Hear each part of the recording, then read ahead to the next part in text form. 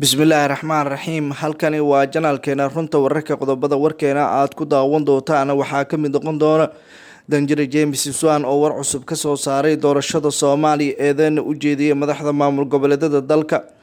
waa sidee xaalada guud ee magaalada muqdisho iyo wararkii ugu dambeeyay ee khilaafka siyaasadeed ee haatan ka dhex bilowday madaxda sare ee dalka iyo sidoo kale xaalada guud ee Soomaaliya iyo qaramada midoobay go-aanka ay haatan ay wada qaateen ayaan daawadayaal idinkugu soo gudbin doonaa warka janaalkeena runta wararka daawada haddii aad janaalkeena ku cusub tahay subscribe noo saar janaalka wararkeena like iyo share-ka iyo commentiga noogu dadaala. aan ku bilaawo qodobka ugu horeeya. danjire james swan ayaa war cusub ka soo saaray sida ay ku socoto doorashada golaha shacabka isagoo ku sugan New York ayaa waxa uu warbixin kooban ka siiyay golaha ammaanka qaramada midoobay sida ay Soomaaliya haatan wax uga socdaan xilli doorashada Soomaaliya ay noqonaysa mid si weyn loogu eedeynayo qaar ka mid ah madaxda maamul goboleedyada boobka doorashada. danjire james swan ayaa waxa uu tilmaamay in uu mar walba loo baahan yahay in haatan laga hortago dhibaatooyinka ka imaan kara doorashada Soomaaliya. doorashada golaha shacabka ayaa waxaa haatan lagu eedeynayaa madaxda maamul goboleedyada iyadoona Mareykanka iyo sidoo kale qaramada midoobay ay horey u wada sheegeen in loo baahan yahay in doorashada waqtigeeda lagu soo gabagabeeyo. waqtigii lagu ballamay doorashada golaha shacabka waxaa ka haray kaliya muddo ku kooban 9 maalmood inkastoo ay u muuqan in doorashada haatan ay soo gabagaboobayso. madaxda maamul goboleedyada ayaa eeda ugu weyn qaadan doona haddii doorashada waqtigeeda ay dhaafto.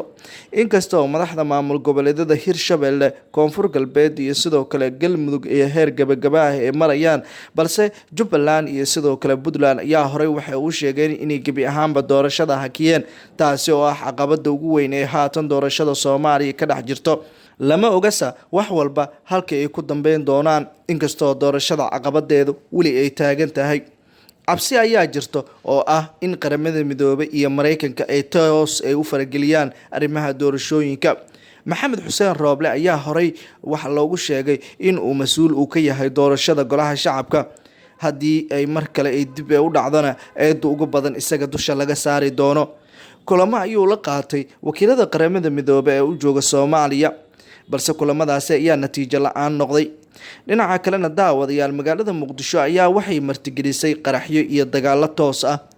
dadka reer Muqdisho ayaa waxaa soo wajahday cabsi aad u xoogan kadib markii saldhigyada degmooyinka waaweyn ee gobolka Banaadir ay weerareen koox ka tirsan Al-Shabaab.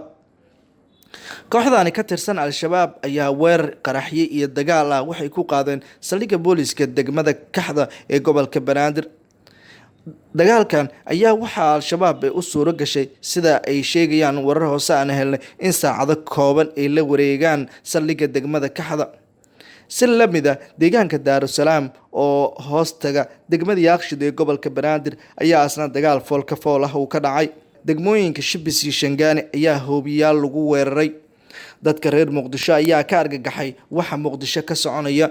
inkastoo dhibaatooyinka Muqdisho maalinba maalinta ka dambeysa dadka reer Muqdisho saameyn badan ay ku yeelanaysa. wasaaradda amniga xukuumadda federaalka Soomaaliya uu hogaamiyo Cabdullaahi Maxamed Nuur waxa dhacaya kama warhaysa, waxa uu kaliya uu ku mashquulsan yahay ganacsiga hotelkiisa. gudoomiyaha gobolka Banaadir waxa ka jira magaalada tani uu mas'uulka uu ka yahay ma uu ka warhayo waqtiga kan. waxa uu kaliya uu garab siinayaa farmaajo sidii uu dalka mar kale madaxweyne ugu noqon lahaa. cali yara cali waxaa jahwareer uu ka haystaa kursigiisa. waa gudoomiyihii amniga iyo siyaasadda gobolka. waxa ka dhacay dhibaatada ka jirta magaalada dhagjalaq uma siinayo, waxa uu kaliya fiirinayaa sidii uu ku tagi lahaa magaalada Dhuusamareeb ee caasimadda maamulka Galmudug. hase ahaatee dhammaanba sheekadan waxay madaxda dowladda federaalka Soomaaliya u noqonaysaa cashar lama ilaawaan ah. ballamo ayay horey shacabka ugu ballan qaadeen oo ah in ammaanka ay ka shaqeyn doonaan isla markaana ay dhibaataysan ka jiri doonin magaalada Muqdisho. taas beddelkeeda ah shacabka reer Muqdisho ayaa qaraxyo, dilal iyo sidoo kale hanjabaad mararka qaarkood kooxaha ka soo horjeeda dowladda federaalka Soomaaliya kala kulma. caqabadaha haysta shacabka reer Muqdisho ayaa waxay yihiin mararka qaar oo wadooyinka laga xira, dhibaatooyin ciidamada amnigu ay kala kulmaan iyo ganacsigooda oo lacaga xoog ah laga qaado.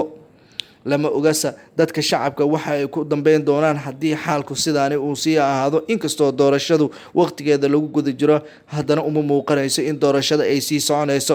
Dhanka kalena daawadayaal, dowladda federaalka Soomaaliya ayaa dalbatay in la joojiyo howlgalka ka dhanka ah kooxaha burcadbadeeda Soomaalida. Danjiraha Soomaaliya ee Qaramada Midoobay Abuukar Daahir Cismaan Abuukar Baale ayaa sheegay in la joojiyo waqtiga lasoo afmeeri lahaa howlgalka waqtiga dheeraadka ah ee la dagaalanka burcadbadeedka Soomaalida. Baale ayaa sheegay in Soomaaliya golaha ammaanka ee Qaramada Midoobay ay ka dalbadeen in la joojiyo howlgalka tirsigiisu uu yahay 2608-2021 kaasi oo waqti ahaan ku siman 3 Maarso. Xeebaha Soomaaliya ayaa waxaa uu ku sheegay danjiruhu in ay dhibaatooyin fara badan ay jiraan xilli ay doonayaan ciidamada wadamada shisheeye inay dhibaatooyin kale ay geystaan. Tanina waxay u muuqanaysaa xaalado adag oo mararka qaarkood bulshada soo wajahaya. Abuukar Baale ayaa waxa uu tilmaamay in ay mar walba ay ka fikirayaan sidii loo samata bixin lahaa shacabka Soomaaliyeed. Dhanka kalena daawadayaal, wararkii ugu dambeeyay ee ka imaanaya qeybo ka mid ah deegaanada maamul goboleedyada ayaa waxa ay sheegayaan in doorashada Soomaaliya haatan madaxda maamul goboleedyadu ay rajeynayaan in ay wax waliba oo juhdi ah ay ku bixiyaan. Madaxda maamul goboleedyada dhammaantoodba waxay tartankooda ugu xoogan ama yoolkooda ugu xoogan waxa uu yahay inay doorashada awood dhammaystiran ay ku yeeshaan. Hase ahaatee, lama oga wax walba sida ay isku bedeli karaan. Dhammaanba madaxda maamul goboleedyada ayaa eed ugu weyn haatan qaadanaya, inkastoo aan la ogeyn wax waliba halka ay ku dambeyn karaan. Haddana doorashada Soomaaliya ayaa u muuqanaysa in culays xoogan uu ka jiro, inkastoo boobka doorashada kuraasta golaha shacabka qaar ka mid ah madaxda maamul goboleedyada lagu eedeynayo. Dhinaca kalena, midowga musharaxiinta waxa ay horey u sheegeen in ay wax walba ay Qaramada Midoobay ay ka filanayaan, inkastoo Qaramada Midoobay ay ballamihii hore ula gashay midowga musharaxiinta ay ka baxday. Hadda ninka kaliya ee guusha gaaray midowga musharaxiinta waa Cabdiraxmaan Cabdishakuur Warsame oo ku dhex milmay waqtiga kan doorashooyinka golaha shacabka. Waxaa la sheegayaa in Cabdiraxmaan Cabdishakuur rajadiisii iyo riyadiisa ahayd in uu noqon doono madaxweynaha Soomaaliya 85% ay u rumoobeyso, maadaama uu haatan uu ku dhex jiro baarlamaanka Soomaaliya. Cabdiraxmaan Cabdishakuur Warsame, Xasan Sheekh Maxamuud ayaa labada shaqsi ee haatan sida weyn u doonayay inay guuleystaan ay yihiin, waxaana ay had iyo jeer ay dhexda u xiranayaan sidii ay kaga guuleysan lahaayeen kooxaha kale ee sida weyn hanaan siyaasadeedkooda kaga soo horjeeda. Golaha shacabka ayaa waxaa ku tartamaya dhammaanba qaar ka mid ah midowga musharaxiinta oo doonaya in awood dhammaystiran ay ku yeeshaan. Xasan Cali Kheyre, Shariif Sheekh Axmed waa iyagana sheekadan shakhsiyaad ay taabanayso. Xasan Cali Kheyre iyo Shariif Sheekh Axmed ayaa iyagana u muuqanaya in ay niyad jab ay haatan ay ku dhex jiraan, maadaama la sheegay inay xiriir dhaweyle leeyihiin kooxda Villa Soomaaliya.